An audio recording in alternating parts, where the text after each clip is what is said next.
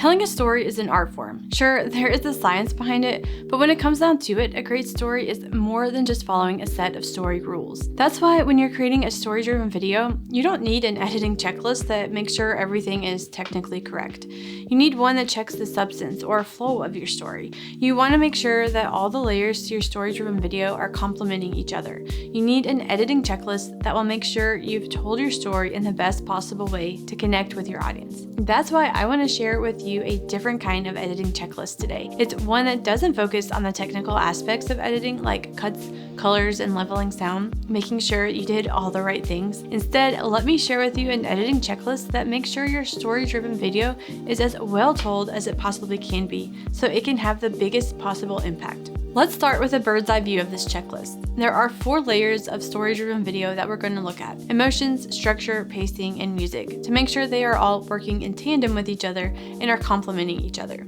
First, let's start with emotions. Now, we all know that emotions are a key element of any good story. People want to feel something, and if you can make your audience feel something, most likely they will buy something from you. So go through your video scene by scene and ask yourself, how does this scene make me feel? Is this what I want to feel? Now, if how it makes you feel and how you want to feel are not the same, revisit your timeline. You can recut, restructure, start over, do whatever you need to do to make sure that your video is emotionally on point. Next, let's look at the structure of your video. Your structure is like a skeleton. It's what holds your story together, and there should be 2 parts to your structure. So first, look at the overall story arc. How does each sequence start and end? Does the end of one sequence connect to the beginning of the next, or is there some confusion or disconnect? If there is, go back to your edit and find a way to make sure they flow seamlessly together.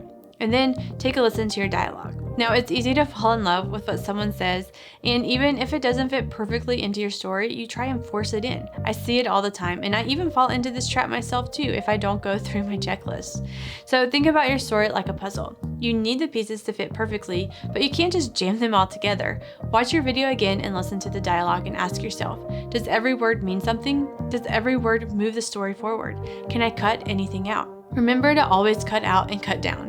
When you can do that regularly and consistently, you'll become a better storyteller. If anything stuck out or seemed off topic or rambly, don't be afraid to cut it out, shorten it, or trim out the fat. People's attention spans are so much shorter than ever, so maximize your time by making sure your dialogue is succinct, clear, and drives the story forward. Next, we'll look at pacing. Pacing is simply the rhythm and tempo that you tell a story in your edit. Pacing can help you decide how long or short a shot or scene needs to be and how quick your transitions are. You can use pacing to build tension or emphasize something important. Needless to say, pacing is very important to get right in your story. Pacing can refer to camera movement, dialogue, and cuts. So for each one, ask yourself, does this pacing match the intention, meaning, and emotion for this moment in the scene?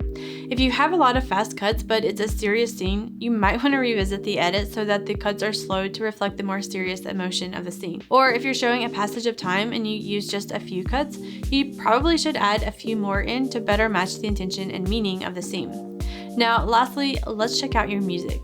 Now, music is what really brings a story-driven video together, and if you don't have the right music, it can really break your story and you'll lose your audience almost immediately. So watch your video, and for each scene, ask yourself if the tone of the music matches the tone of the scene, the emotion of the scene, and the pacing of the scene. If the tone of the music is lighthearted and carefree, but it's a really heavy or serious moment in the scene, then you should change your music.